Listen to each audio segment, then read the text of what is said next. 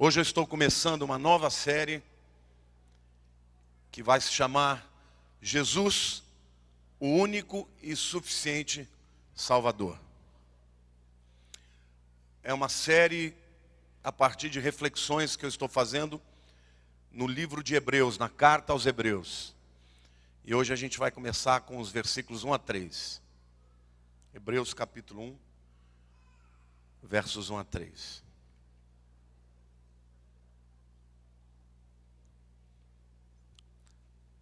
Quem está com a sua Bíblia aí? Põe a mão na Bíblia. Se você está com a Bíblia no celular, pegue o celular. Diga assim: tudo que a Bíblia diz que eu sou. Tudo que a Bíblia diz que eu tenho. Eu declaro agora que a minha mente está aberta, o meu coração totalmente aberto para ouvir a palavra de Deus. E eu não serei o mesmo, serei transformado por ela, para a glória de Jesus. Amém. Glória a Deus. Hebreus capítulo 1, versos 1 a 3. Havendo Deus outrora falado, muitas vezes, diga muitas vezes, e de muitas maneiras, diga muitas maneiras, aos pais pelos profetas, nesses últimos dias, a nós nos falou pelo Filho, a quem constituiu herdeiro de todas as coisas, e por quem fez também o mundo. Sendo ele o resplendor da glória, e a expressa imagem do seu ser, e sustentando todas as coisas pela palavra do seu poder, havendo ele mesmo feito a purificação dos pecados, assentou-se à direita da majestade nas alturas. Queridos, Jesus é maior do que tudo que existe. Tudo que existe é menor do que Ele. Ele é absoluto, Ele é infinito, Ele é constante, Ele é santo no nível mais elevado. Jesus é a somatória de todas as coisas. Qualquer equação que tire Jesus vai resultar em zero. Seja multiplicando, seja dividindo, seja somando, seja subtraindo. Se Jesus não tiver na equação, vai dar zero. A parte dele, nós somos só uma fração do que deveríamos ser. Com ele, com ele, é maioria. Ele é o mesmo ontem, é o mesmo hoje, o mesmo eternamente. Jesus estava com Deus antes do início da história. Estava no início da história, estará no fim da história. E está hoje no meio da história, sustentando todas as coisas pela palavra do seu poder. No livro de Hebreus, o livro mais profundo da Bíblia, nós temos 13 vezes a afirmação do autor de que Jesus é melhor, ou mais excelente. Foi escrito para um grupo de cristãos judeus que por conta da perseguição estavam retornando ao judaísmo. Então o autor ele mostra de diversas maneiras como Jesus é superior. Diga para a pessoa do teu lado: Jesus é superior. Então diga para o teu irmão também: Jesus é suficiente na sua vida. Diga: o único e suficiente Salvador. Amém? No capítulo 8 de Hebreus, no versículo 1, a gente vê o cerne, a coisa mais importante que ele vai dizer no livro inteiro. Ele diz assim: ora, do que estamos dizendo, o ponto principal é este: temos um sumo sacerdote tal, que se assentou nos céus, à direita do trono da majestade. Amém? O objetivo, portanto, da carta aos Hebreus é mostrar que você não está sozinho. Você tem alguém intercedendo por você. Amém? Nesses 3 versículos tem tanta revelação aqui. Eu quero começar dizendo para vocês que Jesus é a palavra final de Deus. Amém ou não? O texto começa dizendo: tendo Deus outrora falado muitas vezes, de muitas maneiras, hoje Ele nos falou pelo Filho. Querido, Deus falou muitas vezes, mas de maneira fragmentada. Falou um pouco através de Moisés, falou um pouco através de Abraão, um pouco através de Noé, um pouco através de Jacó, um pouco através de Elias. Todos eles trouxeram uma porção da revelação de Deus. Por isso que a Bíblia nos ensina a progressão da revelação de Deus. Deus foi se revelando um pouquinho através de cada um. Mas Jesus é a palavra final de Deus. No Velho Testamento nós temos a palavra escrita. No Novo Testamento nós temos a palavra viva, que é Jesus. Para depois termos a palavra escrita. Ele é a palavra final, é a resposta última para todos os nossos anseios, para todas as nossas necessidades. Se você não conhece a Jesus, você está perdendo a maior experiência que alguém pode ter na vida. E eu não estou falando de um conhecimento meramente intelectual. Eu estou falando de uma experiência. Ter uma experiência com Ele como pessoa. Dele falar com você e você falar com Ele. O Rei da Glória vindo até nós. Jesus é a palavra final de Deus. Os homens podem ter muitas palavras, muitos decretos, mas a palavra final, ela é de Jesus, amém? Diga para a pessoa do teu lado: entrega a tua vida a Ele, porque Ele tem a palavra final para o teu problema. No versículo 2, nós aprendemos que Jesus não é somente a palavra final de Deus. Ele é o futuro herdeiro de todas as coisas. O versículo 2 diz assim: nestes últimos dias nos falou pelo Filho, a quem constituiu herdeiro de todas as coisas, pelo qual também fez o universo. E os scholars, os comentaristas, dizem que o apóstolo Paulo, que provavelmente é o autor da carta, escreveu isso a partir do Salmo 2, versículo 8, em que a palavra diz: pede-me e eu te darei as nações por herança, e as extremidades da terra por tua possessão. Amém ou não? Diga assim: todas as coisas são de Jesus. Nós somos só mordomos. Nós recebemos a vida, a família que temos, os nossos filhos, a posição que recebemos, tudo.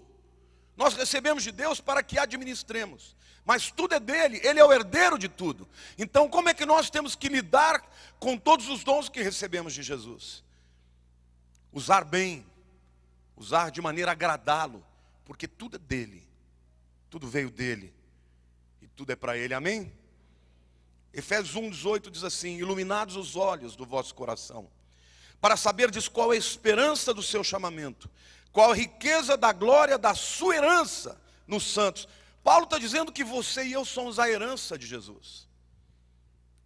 Você é a herança de Jesus.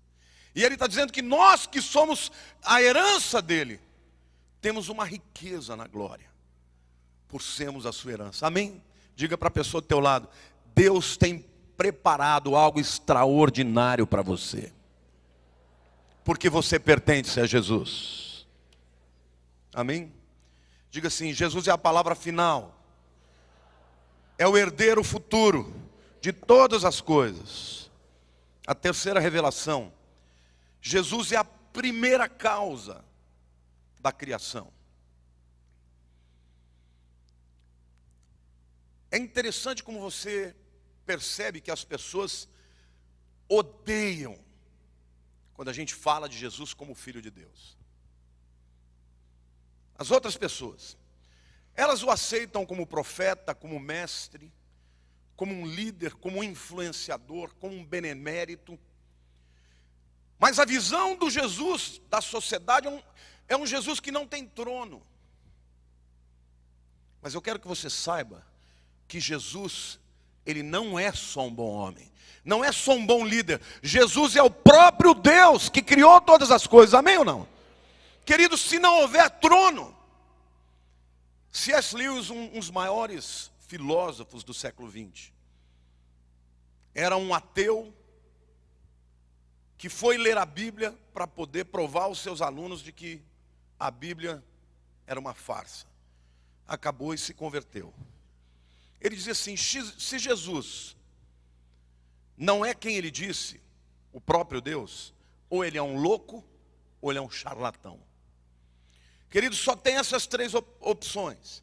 Ou ele era um lunático, que acreditava ser quem ele não era, mas um lunático não escreve com tamanha sabedoria e não provoca mudanças de vidas como Jesus fez. Ou ele era um lunático, ou um mentiroso, ou é o próprio Deus. Diga para a pessoa do teu lado: ele é o Criador de todas as coisas. E quando os cientistas analisam, olhando para o universo, dá para saber que o universo tem por volta de 55 bilhões de anos. Porque se eles partem do pressuposto que começou tudo numa partícula mínima de massa concentrada, que ao explodir está se expandindo, você tem a velocidade de expansão, você tem o espaço, você tem espaço e velocidade, você descobre o tempo. Então os cientistas dizem que tem 55 bilhões de anos. E lá no início de todas as coisas, havia um ponto de concentração de matéria e energia muito denso. E que explodiu. E que está se expandindo aleatoriamente. E as pessoas preferem acreditar nessa baboseira. E quando você pergunta para eles: mas quem deu o start? Quem deu o pontapé? Quem fez essa energia? Quem concentrou tudo isso? Não sabemos. Preferem acreditar que o mundo e o universo, vastos, complexos, cheios de complexidades, existem por acaso. Nós sabemos que não é o acaso. Por trás de tudo estava Jesus, criando os céus e a terra.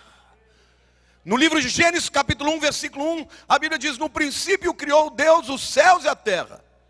Mas quando a gente lê João capítulo 1, a gente descobre que Deus criou os céus e a terra através do seu Filho Jesus. Amém? Diga para a pessoa do teu lado: você não veio do nada. Diga: você veio pela palavra do Senhor à existência. João 1, de 1 a 3 diz assim: no princípio era o verbo, diga Jesus, e o verbo estava com Deus, e o verbo era Deus, e ele estava no princípio com Deus. Todas as coisas foram feitas por intermédio dele, e sem ele, diga sem ele, nada do que foi feito se fez. Colossenses capítulo 1, versos 15 e 16 diz: ele é a imagem do Deus invisível, o primogênito de toda a criação, pois nele, diga nele, foram criadas todas as coisas, nos céus e sobre a terra, as visíveis e as invisíveis, sejam tronos, soberanias, quer principados, quer potestades, tudo foi criado por ele, e por meio dele e para ele. Amém? Jesus é a palavra final de Deus. Jesus é o herdeiro de todas as coisas, e nós somos dele. Diga assim: eu sou de Jesus. Diga: Jesus é o Criador. Quarta revelação: Jesus é a plenitude da divindade. Hebreus 1:3 diz assim: ele é o resplendor da glória, a expressão exata do seu ser, sustentando todas as coisas pela palavra do seu poder. Depois de ter feito a purificação dos pecados, assentou-se à direita da majestade nas alturas. Colossenses 1:19 diz: porque aprove a Deus que nele residisse toda a plenitude. E em João capítulo 1, verso 18, Jesus diz: João diz: ninguém jamais viu a Deus. O Deus unigênito que está no seio do Pai é quem o revelou. Você já olhou para o céu, para o sol? Você consegue ficar olhando para o sol assim? Quando a gente olha para o sol, a gente pode até queimar a retina, não é isso? Então a gente fecha os olhos. Quando você fecha os olhos, você não está vendo o sol, mas você está sentindo o seu calor.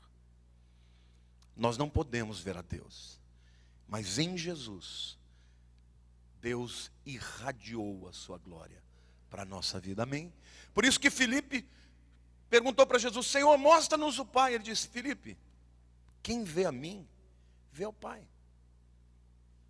O Pai se parece comigo. Eu estou projetando a glória de Deus de maneira visível, sem que vocês morram, amém? Por que eu estou dizendo isso, querido? Porque a gente vive nesse mundo, e esse mundo ele nos apresenta tantos sobressaltos, não é? A gente, assaltos, pessoas morrem, a gente liga a televisão, só vê notícia ruim. E a tendência das pessoas é acharem que elas estão à mercê disso tudo. Mas se você entender que o Deus Todo-Poderoso é o teu Senhor, e aquele que entrega o caminho a Ele, confia nele, tudo Ele fará. Deus vai cuidar de você se você confiar e entregar o teu caminho a Ele, amém? Ele não é qualquer pessoa, Ele é o Deus que controla o universo na sua mão, amém? Não vai acontecer nada na tua vida por acaso, se você entrega a tua vida ao Senhor, amém? Entrega a tua vida ao Senhor. Ele é a expressão exata de Deus. Em quinto lugar, a Bíblia diz que Ele é o sustentador de todas as coisas. Diz assim, sustentando, diga sustentando, todas as coisas pela palavra do seu poder. Você sabe que os cientistas descobriram uma substância, na verdade é uma glicoproteína, chamada laminin. Procura na internet para você ver que interessante. Essa molécula, esta substância, ela é importantíssima para a sobrevivência do corpo. Sem ela, os tecidos não ficariam ligados. Sem ela, as células não se juntariam. Ela sustenta todas as células, sabia disso? É chamada de a substância que sustenta todas as coisas. E ela é até importante para que as células migrem de um lugar para outro para formar os tecidos e os órgãos. Ela está em todas as células. Ela mantém todas as células unidas. Chama laminin, diga laminin. Sabe qual é o formato dessa substância? Exatamente uma cruz. Jesus é o sustentador de todas as coisas. Seja no mundo físico, seja no mundo emocional, seja no mundo espiritual. Sem Ele, não existe vida. Ele é a razão da nossa existência. Mas Ele não é só a razão da nossa existência. Ele é aquele que mantém a nossa existência permanentemente firme, segundo a palavra do seu poder, amém? Diga para a pessoa do teu lado, a tua vida está firme na rocha, que é Jesus. Não tenha medo do futuro, entregue a tua vida para Ele. Entregue os seus medos, as suas ansiedades. Todas as coisas subsistem pela palavra do seu poder. A Bíblia diz também que Jesus não é só a palavra final, não é só o herdeiro, não é só o próprio Deus, não é somente, o que mais que eu falei? O sustentador, mas Ele é o perdão para os nossos pecados. Há um texto em João capítulo 13, que eu acho muito lindo, as pessoas não entendem a profundidade dele. Vocês se lembram do lava-pés? Cerimônia do lava-pés? Diz assim, sabendo, João 13, de 3 a 5, sabendo este que o Pai tudo confiar às suas mãos, diga tudo confiar às suas mãos, que Ele viera de Deus, diga viera de Deus, e voltava para Deus, levantou-se da ceia, tirou a vestimenta de cima, e tomando uma toalha, cingiu-se com ela. Depois deitou água na bacia e passou a lavar os pés dos discípulos e enxugá-los com a toalha que com ele estava cingido. Tem muita gente que pensa que Jesus ali foi só alguém que quis mostrar humildade. Jesus estava dizendo muito mais do que isso. Jesus estava dizendo que ele tinha vindo do Pai, que ele estava para voltar para o Pai, e que tudo o Pai te entregue nas suas mãos. E aí começa a lavar os pés dos discípulos. Aí Pedro, como sempre, o impetuoso, diz: não, Jesus, o senhor não vai me lavar não, porque isso era o trabalho do servo. Quando alguém chegava em Israel, todo mundo sujava os pés, andava na terra, né? Não tinha calçamento. Então entrava numa casa, o dono da casa, para ser educado, ele ia lá e o servo vinha com um balde, lavava os pés da pessoa antes dela sentar à mesa. E Pedro falou: não, o senhor não vai fazer isso comigo não. E Jesus virou para ele: Pedro, se eu não puder te lavar os pés, eu não tenho parte contigo. Aí Pedro falou: não, então lava tudo, lava os pés e até a cabeça, porque eu quero ter todas as partes contigo. E Jesus falou: vocês não precisam mais de serem lavados completamente, somente os pés. Quando a gente aceita Jesus, Ele perdoa os nossos pecados. Mas no dia a dia, quando a gente suja os pés, ao longo da vida, através de atitudes erradas, de pensamentos errados, Jesus renova o lavar das nossas vidas. Amém? Agora, o que é lindo, querido, é que quem está fazendo isso não é somente um servo, mas é o próprio Criador.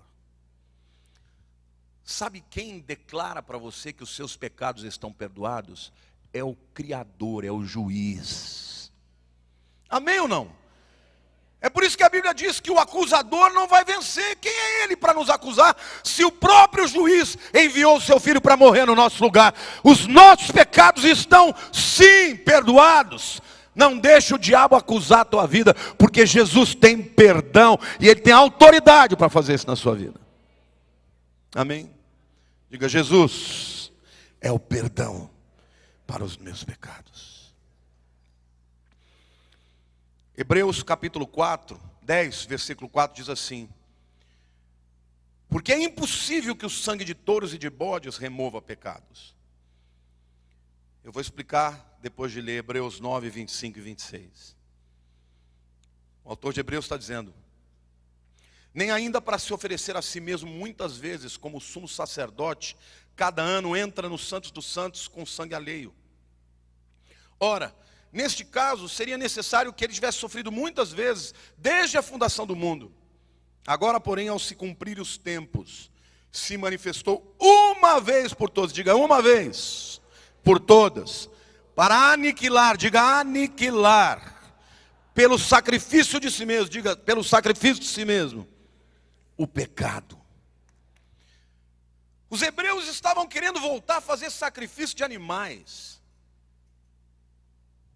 E o autor fala: escuta, vocês estão trocando o sacrifício de animal que tem que ser repetido, porque sangue de touros não pode purificar pecados, pelo sacrifício de Jesus. O dele foi uma vez por todas. Querido, saiba de uma coisa: até os pecados que você não cometeu ainda já estão perdoados. Quando você crê em Jesus, Ele diz assim: quem crê em mim tem a vida eterna. Não é que terá não, diga assim: tem. Diga: eu creio em Jesus. Diga: eu tenho a vida eterna. Porque por mais que você possa pecar, a graça de Jesus superabundou sobre os seus pecados. Amém? Uma vez por todas. Nunca mais nós vamos ter que lidar. A gente evita o pecado na terra, não porque tenha medo do inferno, obrigado. Fica todo mundo com medo de eu derrubar isso aqui, né? A gente se afasta do pecado porque o pecado tem consequências, mas não porque tenha medo do inferno. Se você entendeu o que Jesus fez, você sabe que você está salvo para sempre, porque a Bíblia diz: onde abundou o pecado, e na nossa vida abunda mesmo, superabundou a graça. Amém? Quantos aqui creem? Querida, eu não sei se você sente alegria e satisfação. Eu tenho vontade de dar um pulo e um grito de júbilo, porque é extraordinário o que Jesus... Você pode dar uma salva de palmas, dizer glória a Deus, glória a Deus, aleluia. Diga uma vez por todas: Jesus não vai ter que morrer de novo, porque aquele sacrifício na cruz já pagou o preço dos nossos pecados. Aplauda mais, diga creio, creio, diga aleluia, aleluia.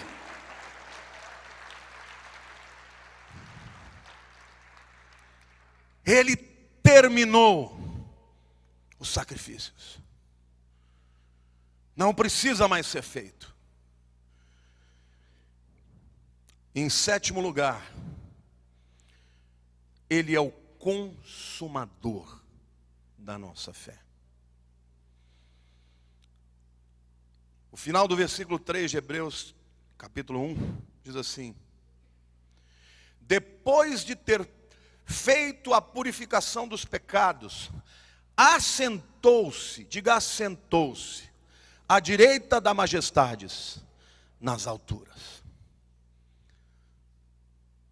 Será que Jesus sentou porque ele cansou do trabalho? Ufa, deu trabalho perdoar os pecados desse povo. Será que foi isso? Sabe, querido, no tabernáculo onde era feito, ou mesmo no templo posteriormente, onde era feita a purificação, tinha tudo menos cadeira. Tinha um candelabro, tinha a mesa do pão da proposição, tinha o altar de sacrifício, tinha a pia lavatória, tinha o altar de incenso, mas não tinha nada de cadeira. Os sacerdotes faziam tudo de pé, sabe por que não tinha cadeira? Porque aquele era um trabalho sem fim. Eles faziam hoje, tinham que fazer amanhã também. Mas Jesus, quando entrou no verdadeiro Santos dos Santos, a Bíblia diz que ele se assentou à direita de Deus. Agora, talvez você não saiba, mas no hebraico, o mesmo verbo para sentar é descansar. E a Bíblia diz que quando Deus terminou de criar os céus e a terra, Ele descansou. O mesmo verbo para assentou. Isto significa, olhe para o teu irmão do lado e diga assim: isto significa que a obra está completa. Não precisa levantar e começar de novo. Aquele que começou uma boa obra em nós há de completá-la até a vinda de Jesus. Ele já fez tudo. Agora nós é que somos trabalhados paulatinamente, diariamente, até chegarmos à plenitude daquilo que Ele propôs para a nossa vida. Amém ou não? Então, querido, quando você está sendo tratado por Deus, as circunstâncias trabalham na sua vida, saiba que a obra por Jesus já foi completa, mas aqui na terra, nós estamos sendo tratados. Mas não precisa, Ele não tem que ser feito, fazer mais nada por você. Tudo que tinha que ser feito, já foi feito. Hebreus 12, 2 diz assim, preste atenção: olhando firmemente, diga firmemente, para o autor e o consumador da fé. Significa que Ele é o início e o fim. Jesus, o qual, em troca da alegria que lhe estava proposta, suportou a cruz, não fazendo caso da ignomínia ou da vergonha, e está sentado à destra do trono de Deus.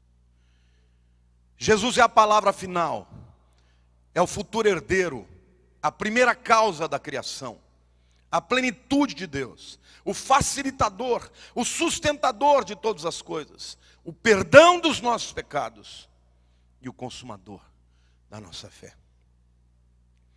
No Velho Testamento houve muitos homens e mulheres que foram tipos de Cristo, mas eles foram meras lembranças, pareceram um pouco, mas apontavam para aquilo que Jesus era de verdade.